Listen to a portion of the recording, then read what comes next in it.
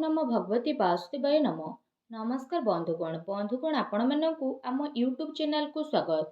बंधुगण आजिर ए भिडियो आपणक पई बहुत ही खास रहिबाकु जाउछि।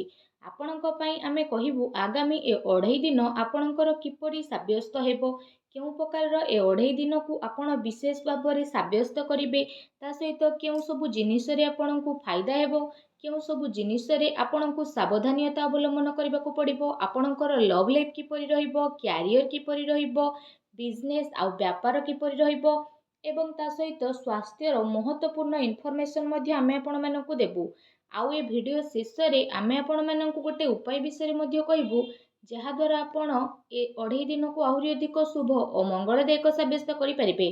तेणु आगो को वीडियो आरंभ करबा पूर्व आमर आपनकु रिक्वेस्ट कि जदि आपण आमर ए चैनल ले नुआ आछंती तो चैनल को सब्सक्राइब करिनेबा सह पाखरे थिबा नोटिफिकेशन बेल को मध्ये ऑन करंतु, या द्वारा समय समय रे नुआ नुआ वीडियो नोटिफिकेशन आपनक पाखरे पहुंचीबो।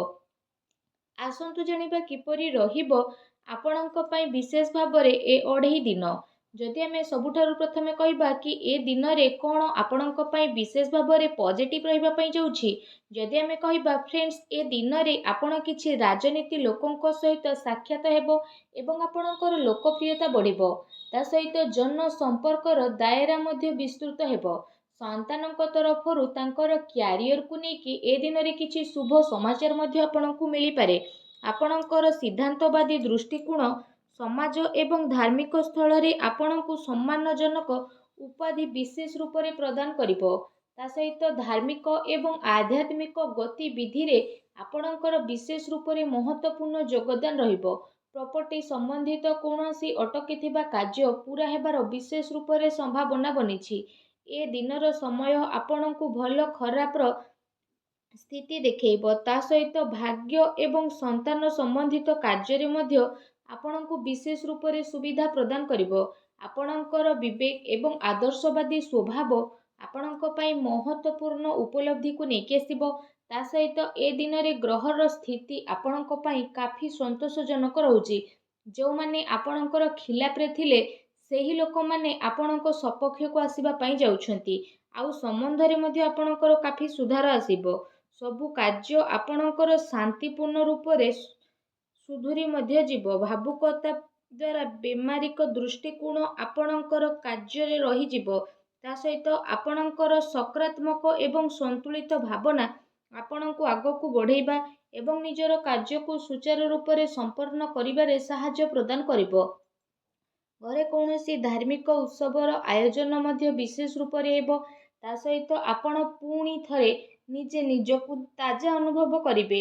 एहा सहित जदि कहिबा अटकी थिबा बड़ धरणर पेमेंट मिलिबा कारणरू आर्थिक स्थिति मध्य आपणकर काफी समय पर्यंत सुधुरी जीवो, जो कारण पई आपणको काफी खुशी मिलिबो एवं आपणको मन बहुत ही प्रसन्न मध्य रहिबो। आसंतु जानिबा ए दिन रे कोन नेगेटिव रहिबो। कोनोसी प्रकारर उधारीरु आपण दूरी रुहंतु। धन लेण देण संबंधित कार्य करिबा ठारू छलना बा धोकार आपण शिकार होई पारती। कोनोसी भी कार्य करिबारे अधिक भाबी चिंती कि आपण आपणको टाइम लगांतु नाही। एहा द्वारा समय आपणको हातरू बाहरी पारे। सामाजिक संपर्क को मधुर बनेकी रखिबार अति आवश्यकता रहिछि। केबे केबे किछि नकारात्मक पुरुणा कथा पुणी थरे मध्य उठी पारे, जो कारण पई आपण निजर मन बल रे काफी टाइम पर्यंत कमी अनुभव करिवे। निजर स्वभाव को पॉजिटिव बनेकी रखंतु। एहा सहित ए कथार मध्य आपणको ध्यान देबार आवश्यकता रहिछि कि आपणकर सरल स्वभावर किछि लोक माने नाजायज फायदा मध्य उठाई पारती, जो कारण पई आपणकर मनर स्थिति किछि विचलित मध्य होई पारे। अन्यर प्रोब्लेम को सुलझेबारे आपणकर केते सारा महत्वपूर्ण कार्य मध्य अटकी पारे। ता सहित काहा सहित जदि किछि प्रतिज्ञा बा प्रॉमिस करिसेंती ताको पूरा करंतु, नचेत समाज रे आपणकर इमेज खराब होई पारे एवं किछि लाभदायक मौका मध्य आपणको हातरू बाहरिबार संभावना रहिछि। एहा सहित जदि कहिबा देखैबा प्रवृत्ति ठारू आपण विशेष रूप रे दूरी रुहंतु। ए समय रे धन संबंधित किछि नुकसानदायक स्थिति देखा देबो। सेथिपाई कौनसी भी प्रकारर निवेश को ए दिन रे आपण दूरी रखंतु।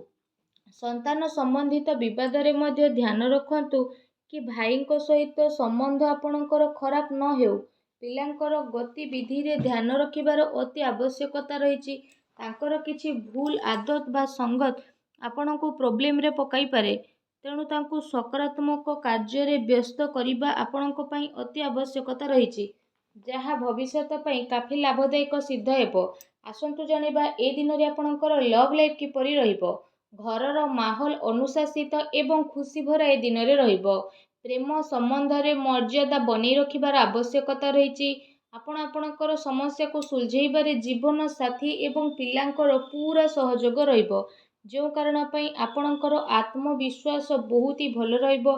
ତା ସହିତ ଅତି ସମ୍ପର୍କୀୟଙ୍କ ସହିତ ମେଳ ମେଳାପ ଏବଂ ବୁଲାବୁଲିର ପ୍ରକ୍ରିୟା ମଧ୍ୟ ଆପଣଙ୍କର ହୋଇପାରେ, ଯାହାଦ୍ୱାରା ଘର ପରିବାରର ବାତାବରଣ ବହୁତ ଖୁସି ଭରା ଏବଂ ସୁଖଦପୂର୍ଣ୍ଣ ରହିବ। ଆସନ୍ତୁ ଜାଣିବା ଏ ଦିନରେ ଆପଣଙ୍କ ବ୍ୟବସାୟ କ୍ୟାରିୟର କିପରି ରହିବ। କାର୍ଯ୍ୟସ୍ଥଳରେ ନିଆଯାଇଥିବା ଠୋସ୍ ନିର୍ଣ୍ଣୟ ଆପଣଙ୍କ ପାଇଁ ବହୁତ ଭଲ ରହିବ ଏବଂ ସଫଳତା ମଧ୍ୟ ଆପଣଙ୍କୁ ଅବଶ୍ୟ ପ୍ରାପ୍ତି ହେବ। ଏ ଦିନରେ ମାର୍କେଟିଂ ତଥା ପେମେଣ୍ଟ କଲେକ୍ଟ ଭଳି କାର୍ଯ୍ୟରେ ଆପଣ ଆପଣଙ୍କର ଟାଇମକୁ ସ୍ପେଣ୍ଡ କରିବେ। ସେୟାର ରିସ୍କ ପ୍ରଭୃତି କାର୍ଯ୍ୟରେ ବିଶେଷ ରୂପରେ ଆପଣ ଦୂରେଇକି ରୁହନ୍ତୁ। ଆପଣଙ୍କ ସହିତ ଛଳନା କିମ୍ବା ଧୋକାଧଡ଼ି ମଧ୍ୟ ହୋଇପାରେ। ଚାକିରିରେ କୌଣସି ପ୍ରକାରର ସ୍ଥାନ ପରିବର୍ତ୍ତନ ଏବଂ ପ୍ରେସରର ସ୍ଥିତି ମଧ୍ୟ ଆପଣଙ୍କ ଉପରେ ବନିପାରେ। କାର୍ଯ୍ୟସ୍ଥଳରେ କୌଣସି ପଡ଼ୋଶୀଙ୍କ ଦ୍ୱାରା ଲଢ଼େଇ ଝଗଡ଼ା ଭଳି ସ୍ଥିତି ମଧ୍ୟ ଆପଣଙ୍କର ବନିବ। କିଛି କାନୁନି ବା ନିବେଶ ସମ୍ବନ୍ଧିତ ଜଟିଳତାର ମଧ୍ୟ ଆପଣଙ୍କୁ ବିଶେଷ ରୂପରେ ସାମ୍ନା କରିବା ପାଇଁ ପଡ଼ିବ। ବ୍ୟବସାୟିକ କାର୍ଯ୍ୟ ପ୍ରଣାଳୀରେ ପରିବର୍ତ୍ତନ ଆଣିବା ଆପଣଙ୍କ ପାଇଁ ଅତି ଆବଶ୍ୟକ ରହିଛି, ଯେଉଁଥିପାଇଁ ଆହୁରି ଅଧିକ ଭଲ ପରିଣାମ ଆପଣଙ୍କୁ ହାସିଲ ହେବ। ତା ସହିତ ବ୍ୟବସାୟିକ ପ୍ରତିଷ୍ଠାନରେ ଅନୁଭବୀ ଏବଂ ପରିବାରର ବରିଷ୍ଠ ଲୋକଙ୍କର ଅନୁମତି ଏବଂ ସହମତି ଦ୍ୱାରା କାର୍ଯ୍ୟ କରିବା ଦ୍ୱାରା କାଫି ସମସ୍ୟା ସବୁ ଆପଣଙ୍କର ଆସାନୀରେ ଦୂରେଇ ଯିବ। ଧନ ଲେଣଦେଣ ସମ୍ବନ୍ଧିତ କାର୍ଯ୍ୟରେ ଅଚାନକ କୌଣସି ଲାଭଦାୟକ ସ୍ଥିତି ମଧ୍ୟ ଆପଣଙ୍କର ବନିବ, ଯେଉଁ କାରଣ ପାଇଁ ଆପଣଙ୍କୁ କାଫି ଖୁସି ଅନୁଭବ ହେବ। କାର୍ଯ୍ୟ କ୍ଷେତ୍ରରେ ଆପଣ ଯାହା ପରିବର୍ତ୍ତନ ସମ୍ବନ୍ଧିତ ଯୋଜନା ବନଉଥିଲେ, ସେସବୁ ଉପରେ ଏବେ ଭଲ ସମୟ ଆସିଯାଇଛି। ଏ ସମୟରେ ଆପଣ ଅଧିକତମ ଊର୍ଜା ନିବେଶ ସମ୍ବନ୍ଧିତ କାର୍ଯ୍ୟରେ କରିବେ। ବର୍ତ୍ତମାନର ଗତିବିଧିରେ ନିଜର ଧ୍ୟାନକୁ କେନ୍ଦ୍ରିତ କରନ୍ତୁ, ଏହା ଆପଣଙ୍କ ପାଇଁ ବହୁତ ଭଲ ରହିବ। ଆସନ୍ତୁ ଜାଣିବା ଏ ଦିନରେ ଆପଣଙ୍କର ସ୍ୱାସ୍ଥ୍ୟ କିପରି ରହିବ।